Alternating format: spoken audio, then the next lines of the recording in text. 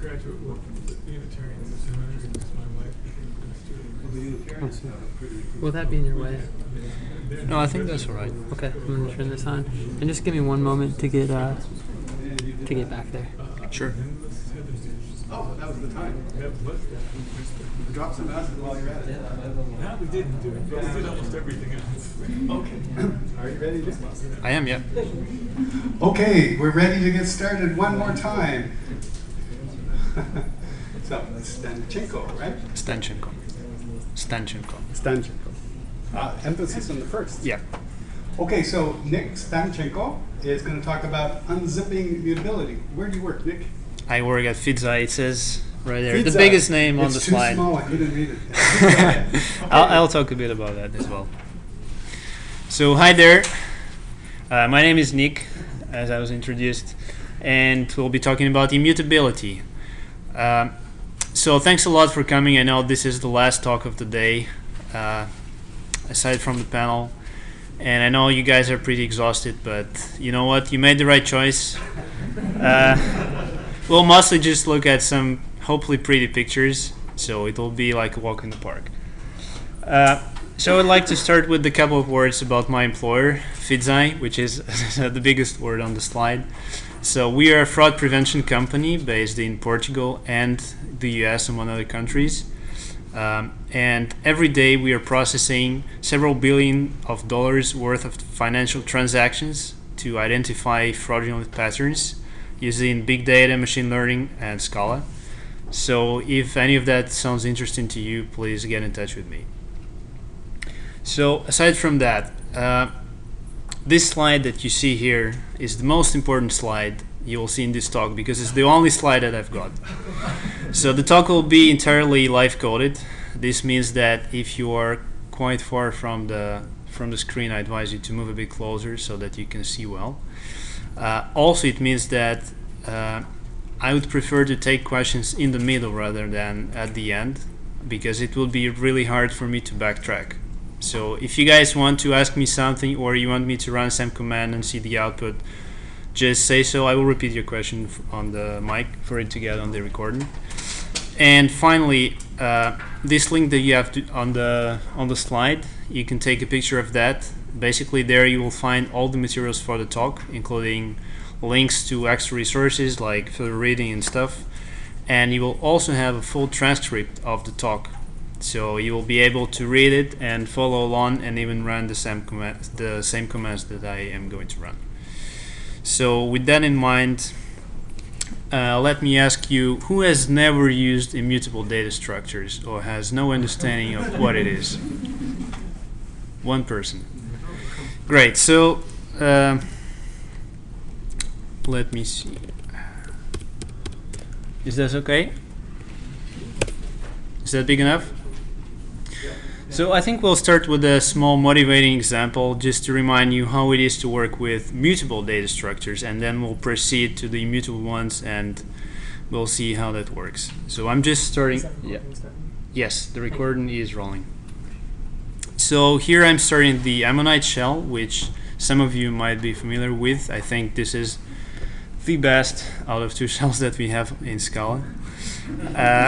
So let's start with a simple example like an array of two numbers, 1 and 2.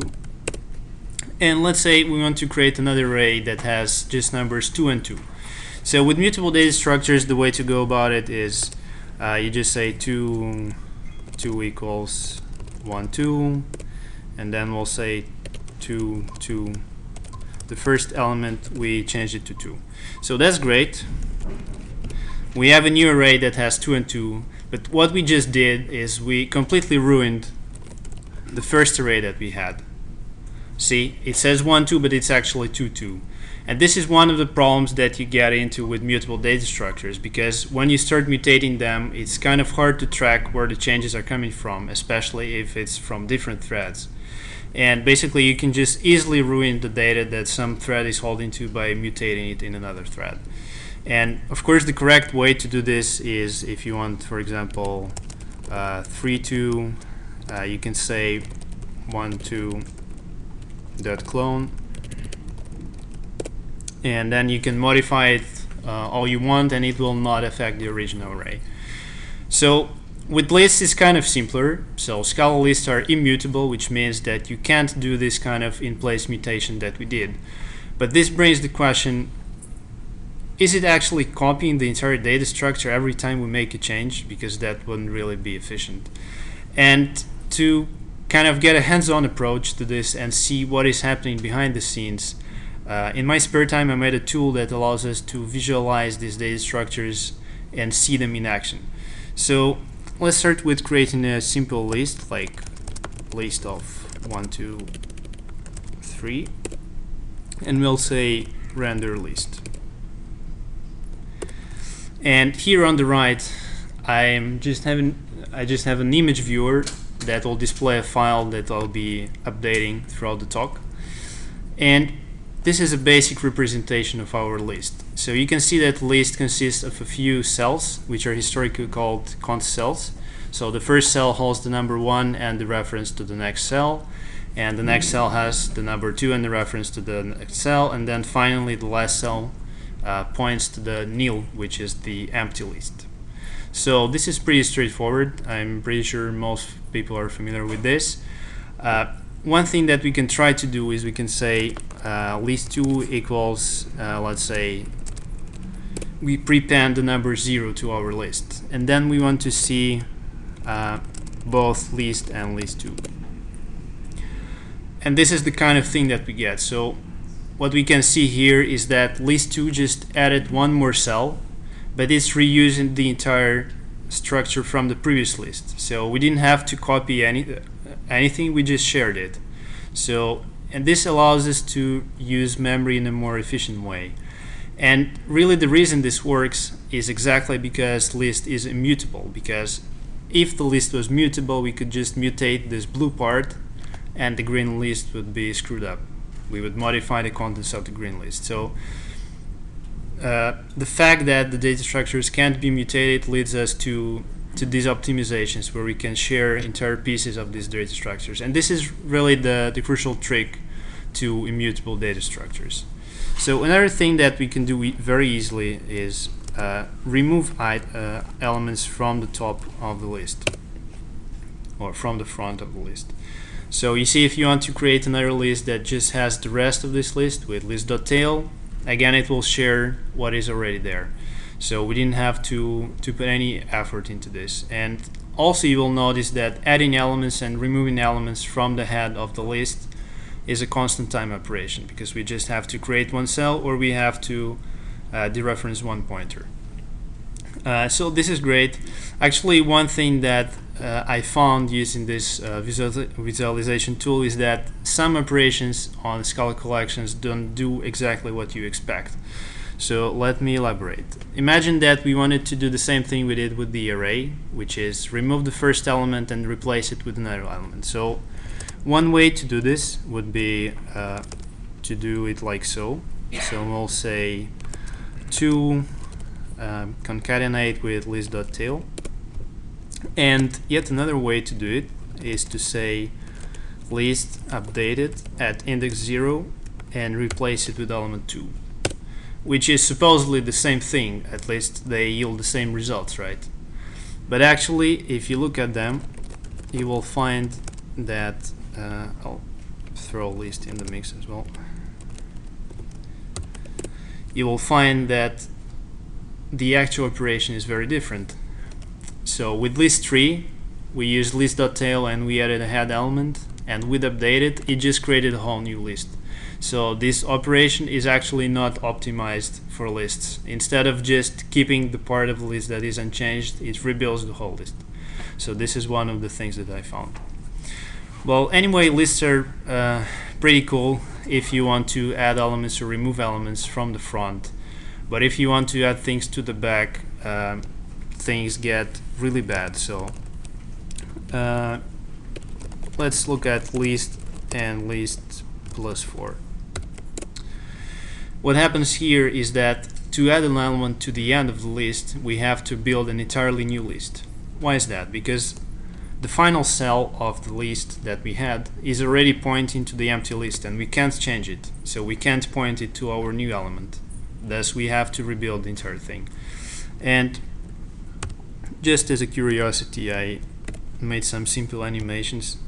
So this is appending elements to the front of the list, and it's working pretty smooth. We are not wasting any memory. And then if we look at appending things at the end, it looks more like this. So every time the append happens, we have to create an entirely new list, which is not great. So one data structure that solves this problem is called a queue, and the queue is meant for adding things on both sides. So let's go ahead and create a queue. Now, this queue that exists in Scala.collection.immutable is called a banker's queue, and basically what it is, it's a class with two lists, one list for the front of the queue and one list for the back of the queue. This way you can put things on the front in constant time, and you can put things on the back in constant time. So for example, if we have queue and queue plus 4, so this is a bit hard to grasp because of all the arrows that are intersecting each other, but basically queue plus 4 is reusing the same front list, which is 1, 2, 3, and it has another list for the back of the queue, which has the number 4. And if we go further and we add one more element, you will see that the list that represents the back of the queue is actually reversed. So it has first number 5 and then number 4. Does anyone know why that is? That's true. Sorry? That's from the beginning. Yeah, exactly. Yeah, so it's so that appending elements is efficient. Now the question is, it's all well and good, we can add elements on both sides, but what about removing elements? In particular, what happens if we remove elements from the front and the front list is empty? So I have this animation that will guide us through this process. So we start with the queue with numbers 1, 2, 3, and we'll do this. We'll add two numbers to the end, so 5 and 4, and then we'll remove two numbers from the front. So let's add two more, 6 and 7. And now this is the interesting part. So we can remove one element, 3, and now we are about to remove another element, and there is none. So basically what the queue will do is it will take the back list and it will reverse it and put in the front. And this is obviously one operation that is not very efficient, because to rebuild the entire list you need to spend at least n operations, where n is the number of things in the list.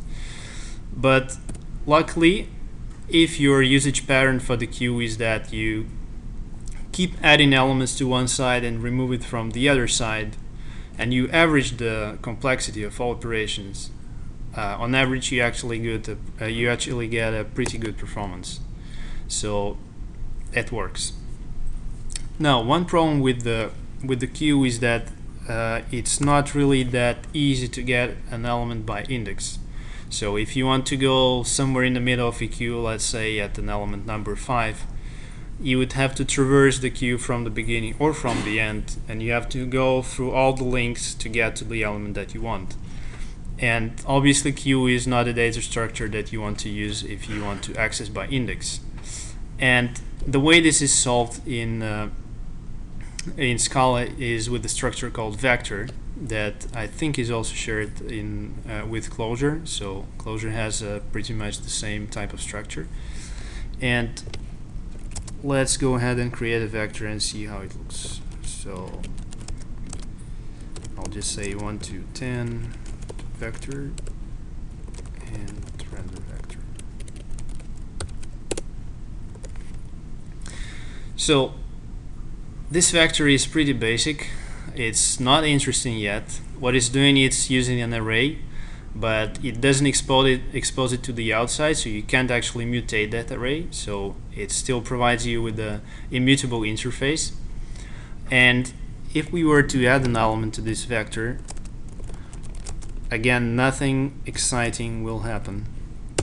Basically, what it does, it just duplicates the entire array. So clearly, that's not something that we wanted to see. But things get more interesting where you have bigger vectors. So, and by bigger I mean more than 32 elements, because these arrays have 32 elements. So if we say 1 to 40 to vector, this is just big enough to become interesting. So what you will see here is that it's using an array of arrays, and that way you can represent at most 1024 elements. And you will notice that there are some cells which are empty at the end. Basically, those are additional layers, so you can have arrays of arrays of arrays, or arrays of arrays of arrays, and so on.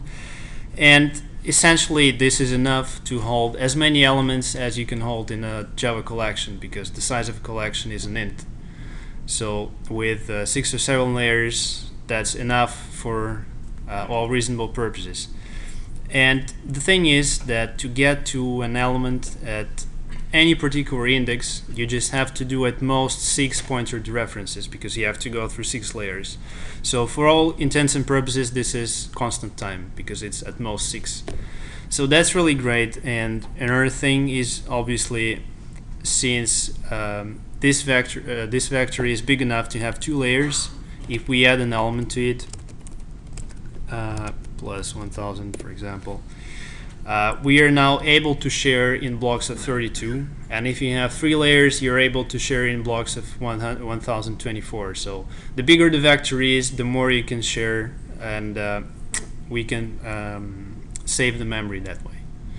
So that's a vector in a nutshell, and that is also the conclusion of the first part. So this would be a very good moment to ask questions if you have any about data structures. Yes? Do you determine sharing just by doing object comparisons, like identity comparisons? That's a very good question. Yes. So I am abusing a method that exists on the JVM, which allows you to get an identity from the object. And that way I can determine that the same object is the same object, and I share them on the graph. Yes.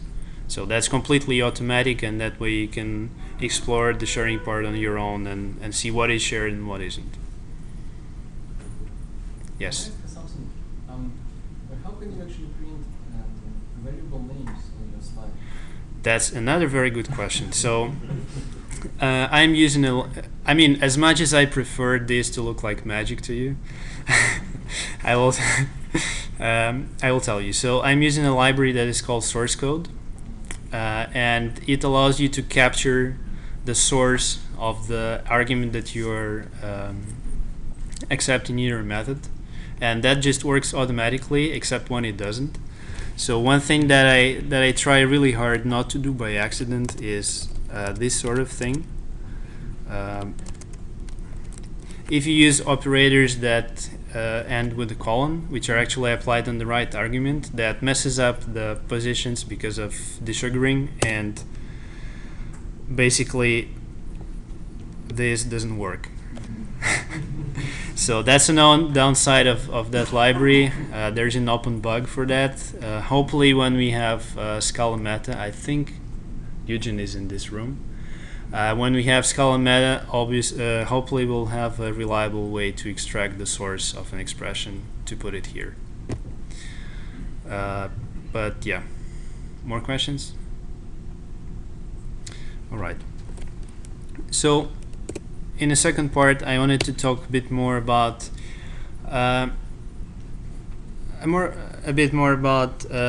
domain objects. So data structures are great, but most of the time we can just reuse what is already existing. But we really want to build our own domain models based on our business logic and whatnot. And if we choose to implement them in an immutable way, there is a certain effort we have to put in it if we want to modify these objects, and I will illustrate in a bit. So imagine we have a simple case class like this employee class. It has a name, which is a string, and it has a salary, which is long in some currency, and we can use my library to take a look at this employee. So again, this is an employee. Here we have the string Michael, which is the name, and here we have 4,000, which is the salary. Now, if this was our domain model, I think one pretty common or not, depending on your business, operation that we would need to do is give the employee a raise. So the way this goes in Scala, because we have the copy method defined on case classes, we would say raised is employee.copy salary equals employee.salary plus 10. So that's a small raise. And now if we render both the employee and the raised employee, we'll see that they share the same name, obviously, and they have different salaries. So that's great. Now imagine we have an entire startup. So I'll show it to you, but let me just cheat a bit and remove a bit of boilerplate from the visualization. So let's say we have an entire startup, and I just simplified the visualization just to remove some visual noise. So we all know now how a list works, right? So I'll just say list, and it will have a bunch of things inside, but you know that it's a sequence of const cells, just for the sake of simplicity. So again, in this startup we have the employee Michael, which is now the founder of this startup, and we have the name of the startup, and we have a team of 4 employees that work under Michael. And now imagine we wanted to do the same thing, which is to give a raise to the founder of the startup. So we would say raised founder equals startup.copy founder equals startup.founder.copy salary equals startup.founder.salary plus 10. I hope that's correct. Yeah, well, you see the problem, right? That's clearly not the way to go about it. And a concept that was invented in functional programming just to deal with this particular situation of updating nested immutable data is called the lens. So in a nutshell, a lens is something that focuses on a part of the data, and you can use the lens to update that particular part of the data. And well, I'm showing it like this, but we'll see in a few minutes that it can actually be different pieces of data fragmented across the data structure. But let's keep it simple for now. So I'll use this library called Monocle, which is self-advertised as an optics library for Scala, and it includes other things like prisms and traversals. So we'll use that to create a couple of lenses, and then I'll show them and explain how they work. So we'll have a salary lens, which is a lens from an employee to their salary. And we'll have a name lens, which is a lens from an employee to their name. Now, obviously, there has to be some way to visualize it, and the way that I came up with is like this. So we'll say render the focus of the lens called salary lens, and we'll focus it on the employee. And it looks like this. So it kind of highlights the salary part of the employee. And the same way, if we replace it with the name lens, it focuses on the name. So far it's not very obvious how this is useful. Of course, we can showcase the API that it provides. So we can say salary lens modify whatever was there plus 10 and apply to the employee.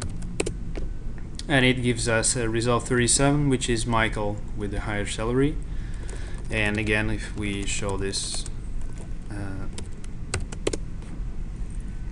we'll have basically the same thing that we achieved with the copy method, but with much more boilerplate.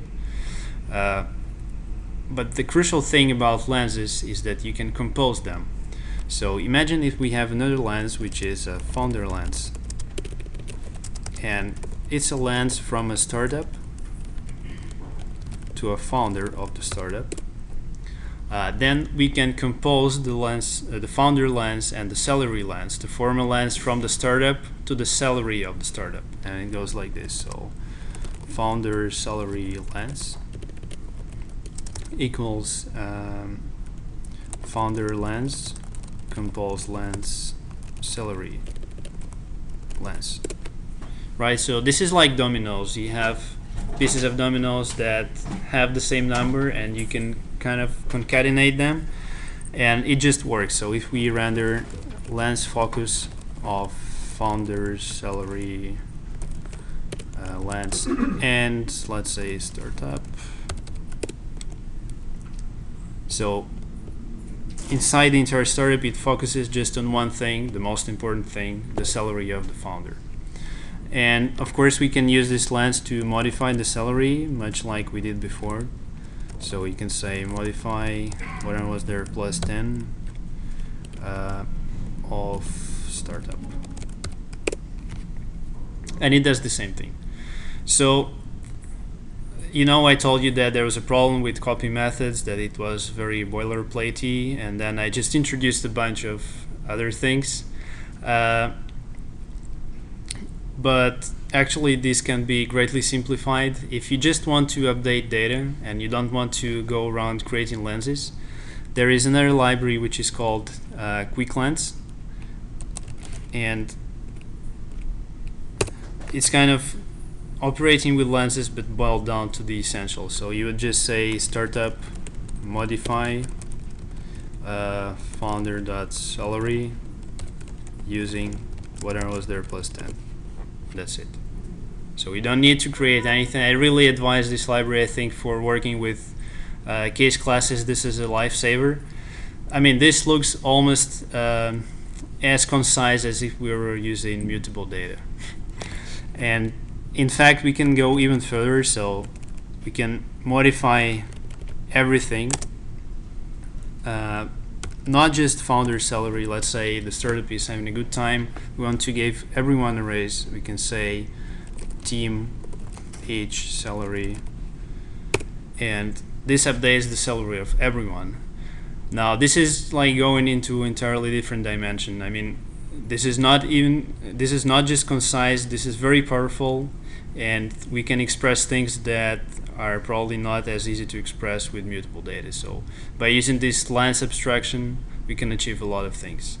And another thing that I wanted to show to you is that so far we've been focusing on the fields that are kind of essential part of the data, like the fields that we have defined on the case classes, but actually we can focus on literally anything inside the data. So here's another kind of optics that is called a traversal, and it focuses on all vowels in a string. So let's say render lens focus of vowel traversal, and let's say Michael. So in Michael's name, it focuses just on I, A, and E because those are the vowels there. And this is pretty powerful because then we can build a traversal that goes from a startup to vowels in a founder's name, just like that. So it would say founder vowel lens traversal equals founder lens compose lens name lens compose traversal, and then we can render this.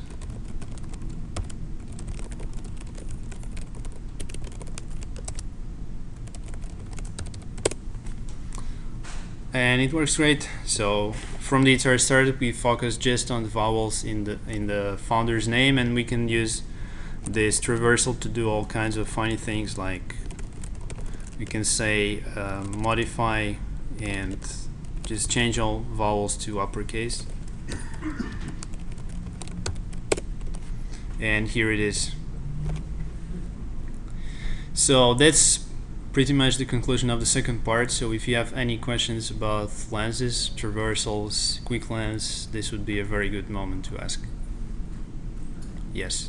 For quick lenses? Yep. What does the each? How it's not Yeah. a So each is a kind of synthetic sugar that the library introduces, and you can use it on option list or basically any functor. So if you have a list of things, you can modify each element of the list. So if you have a list of A and you provide a modification function from A to A, it will be applied to every element of the list. So in this case, we had team.each.salary, and team was a list of employees. So it will basically modify the salary of each employee. And the same thing, you can modify things inside options. So if the option is defined, it will modify. If it's not defined, it will not do anything. It goes through for each, or like uses some analytic method? Yeah, well, QuickLens has its own functor trait that it defined because the author didn't feel like bringing the entire Scala Z or cat just for that. And it has instances for standard collections, I think. There are more interesting things going on there in QuickLens. I really suggest checking it out. There is @ which you can use for map keys, so you can modify things at certain keys in the map.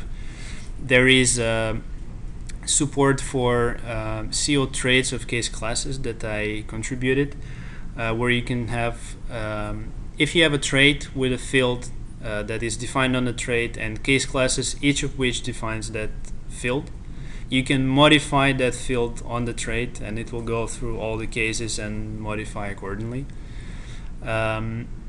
There is support for what Monaco calls prisms. So prism is a lens that is only applicable to some subtypes of the type you're operating on. So let's say if you have a type animal that has cat and dog as subtypes, something that would only act on dogs and don't touch cats, that would be a prism. So in QuickLens you can also say, when you modify, you can say when and a certain subclass, and it will only act on that subclass. So there is a lot of features that you can explore. If you're just into just getting the job done, I really suggest it. But Monocle is also an excellent piece of engineering. If you need some more abstraction, I would go for Monocle. Actually, the library that I have here for visualizing stuff uses Monocle very heavily. So it's kind of dogfooding. It's built on the principles that I explained in the talk. More questions? All right. So for the final or almost final part, I wanted to talk about recursive data structures. So to give you an example, let's say our startup grew and now we have an entire company. So it looks a bit like this. We have the Acme Corp. Michael is still in the lead, but now we have several hierarchies of employees. So we have Adam leading 2 other guys, and we have Bella leading 2 other guys. So the company has a hierarchy which is recursive data type because it references itself. So inside every department you would have a lead of the head of the department, and you would have sub-departments, which are here expressed with the hierarchy type. So I can show you the definition of this. So you have hierarchy, which has an employee, the lead of the department, and then you have the team, which is a list of hierarchies, and then you have company, which has a name and a hierarchy. So one thing that that you can do with companies is obviously add new employees. And if we were to add a new employee right about here at the very bottom right of this tree of departments, we could use lenses like we did before, but it's not really that elegant. And one tool or data structure that was invented for this sort of thing, for dealing with recursive data structures, is called a zipper. And first I'll illustrate how this would work in terms of the API, and then I'll explain how it actually works inside. So I wrote this very small zipper library, and it's based on a paper from, I think, 97. It's pretty vanilla. It's just one file, I think, but it's already pretty powerful. So we'll just say zipper company hierarchy. Not the easiest word to type. So then we can say move down right, insert right, new hire, commit. and that's it. So this is called result 51, and if we render what was there before and the new thing, you'll see that it did exactly what we aimed to do. So it went all the way to the far right and it added this guy bird with a very low salary. So another thing that is great about zippers is that since we are working on recursive data, we often want to express our operations in a recursive way. So one thing that you can do is actually write loops in a very straightforward manner. So instead of saying move down right, move down right, move down right until you reach the end, you can just say cycle, try move down right, and that basically gives the same result. So it will continue going down right until it can't, and then it will do the next operation. So just to illustrate how zippers actually work, I made a very simple tree data structure. So we are back to numbers.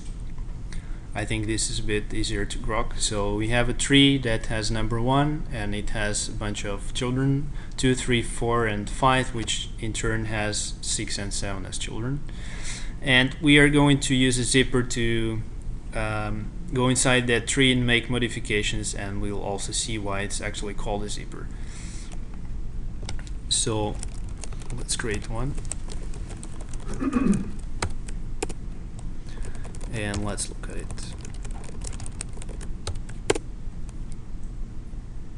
So as of now, this is not very exciting. Basically, it's just pointing to the tree. And just like with lenses, I did a thing here with highlighting. So one thing that zipper has is called a focus, and currently it's focused on the root of the tree because we just created it. And zipper has 3 other fields, which are the left siblings of the focus, which is this first field. Then we have the focus, as I said, and then we have the right siblings of the focus. Again, currently there are none because we are focused on the root of the tree. And then there is possibly a link to the parent zipper, and we'll see that in a few moments. So again, nothing interesting is happening. We can of course use the zipper to perform modifications. So we can just set the focus to a completely different tree, and we can commit and we get a new tree because we just modified the root of the tree. But interesting things start to happen when we move down the zipper. So if we were to visualize simple tree zipper and zipper move down left, for example, and bear with me, there's a lot of visual noise here, but we'll cut it down just in a few moments. So in green we have the first zipper that we had, and it's still pointing to the root of the tree. But now in red we have the second zipper, which is pointing to the first leftmost child of the root, which is exactly what we told it to do. We told it to go down left. And it's also pointing to its parent zipper, which is our previous zipper. And as right siblings, it has elements 3, 4, and 5. And just to help you see this, I will remove the first zipper from the picture. So again, we have our tree in blue, and we have the zipper in green, which is focusing on number 2. And in right siblings, we have 3, 4, 5, 6, 7. I'll simplify this further by removing the tree so that we can just see the zipper. So essentially, this is a pretty straightforward data structure.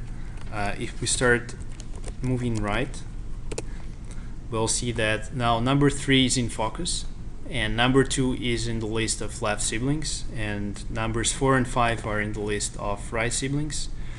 And since these are lists, we can easily add elements on top of them, so that we can add elements on the left or on the right of the current focus. So we can say, for example, insert left tree of 23, let's say. And here it appears. And again, since this is a list, it's inverted so that we can add elements on the head very efficiently. In the same way, we can add things on the right. So insert right. So now it appears here. We can, of course, replace the entire focus. We can delete elements and then we move left or right, wherever you desire. Another thing that we can do is we can go all the way to the right. So rewind right, I think that's what I call it. This moves us to the rightmost tree, which has the number 5. And now if we move down, let's say move down right. So now we are just focusing on the children of that tree that had the number 5. So there are 6 and 7. And let's say we insert some tree here. So insert right tree of, let's say, 8. So it appears on the right siblings. And now what happens when we move up?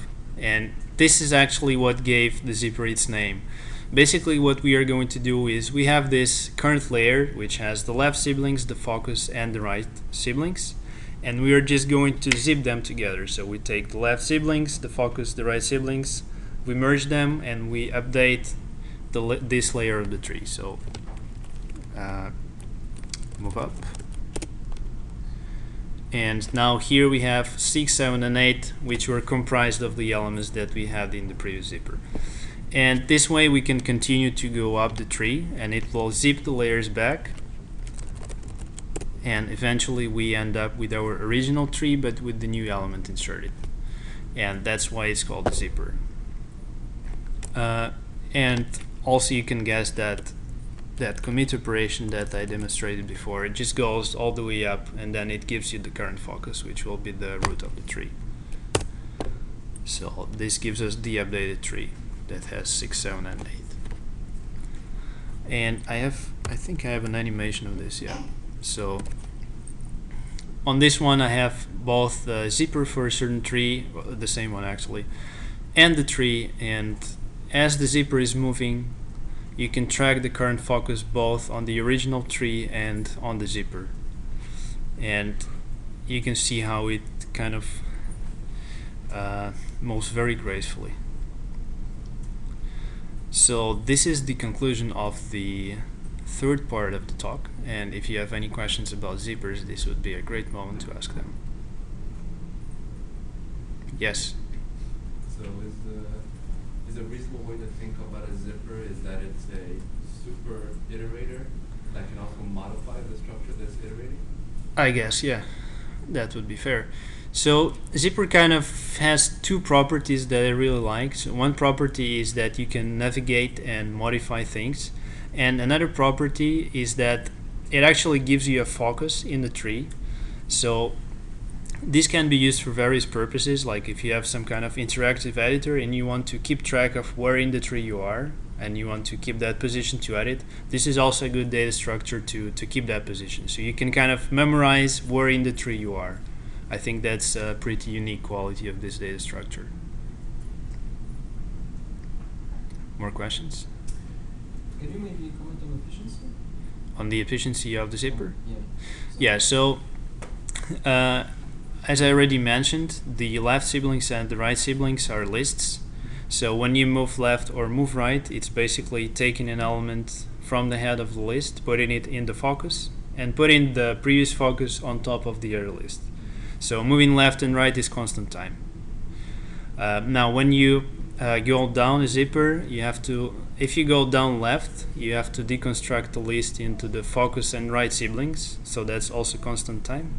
If you go down right, you have to deconstruct the list into the last element and the init of the list, so that's a bit more expensive. That's n operations. Going up the zipper, not sure what the exact number is, but basically you have to merge two lists, which basically means that you need to rebuild the list from scratch. So this will probably take as many steps as there are elements on the current layer. So that's pretty much the complexity characteristics of the zipper. Can it work on data structures other than lists? Well, this one is actually a tree, so Okay. Yeah. so I can speak a bit about this particular zipper implementation. So it works basically on any. I can show you the definition of simple tree for starters. So I define it like so. So it has X, which is the data in the tree, and then it has a list of children, which is a list of tree. And this particular zipper implementation happens to work with anything that has a single recursive field that is a list of the same class. Or if you add a bit more boilerplate, it can be a vector or any other collection. But for this particular case class, where you just have one field that is a list of the same case class, it just works automatically.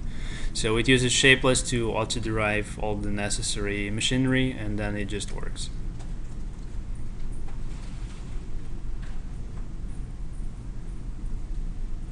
More questions? All right, so just to wrap it up, I thought I would share some visualizations that I made just for fun, and to make it even better, I thought I would do a small quiz where I would show you animations of adding lots of elements to a certain data structure, and you have to guess which one it is. So let's start with this one, which is pretty obscure. I would be very happy if someone guesses what it is. Let's see how it goes. So the elements being added are powers of 2 for all cases. And you just get to see how it grows, and based on that you have to find out which one it is.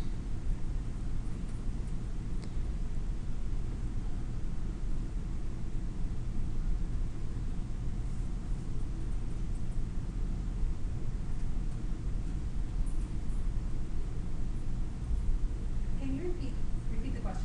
The question is, what is the data structure that you're seeing?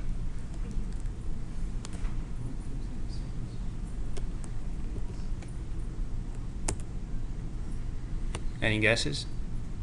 It looks like a sequence. It looks like what, sorry? Sequence? Yeah, but what sort of sequence? I mean, it can be a list, a red-black tree, it can be anything. A B class tree? No. No. No, it should be something alongside the vector.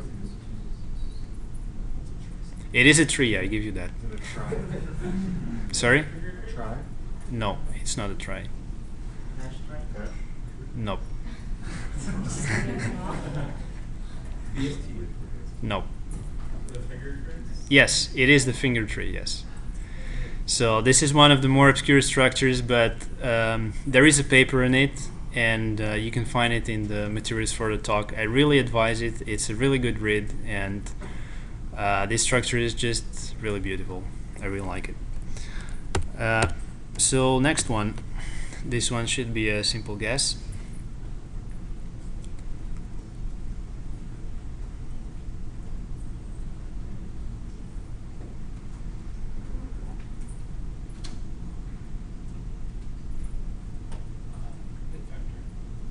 Sorry? Nope. What was the second one?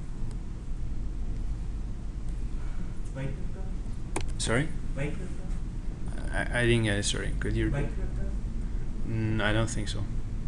A hash map? Yes, it is a hash map. Yeah, you can see lots of, it's kind of very flat, but for some elements where you get the same prefix of the hash, they get grouped into things, and that's not really a whole lot of elements, but with enough elements you can get it to grow to more layers. And another thing that is always interesting to see, but which I don't have here, is collisions. So I advise you to play with it, and if you want to know which elements create collisions, I have a pair of numbers that I memorized. You can talk to me and I'll tell you. And this is the last one. Should be also a simple guess.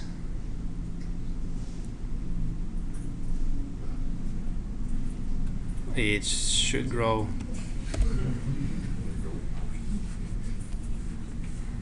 Yep. So that's a bit of a hint for you, that highlight.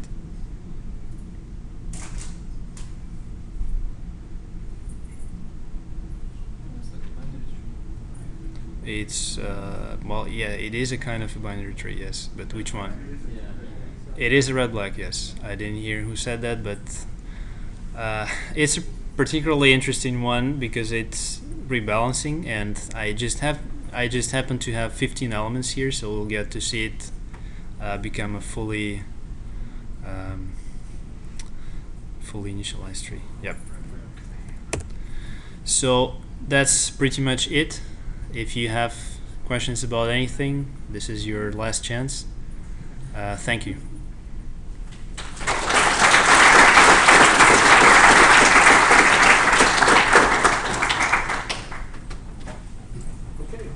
Questions? No questions. Then, if you have any left, just catch me in the hall. Thank you.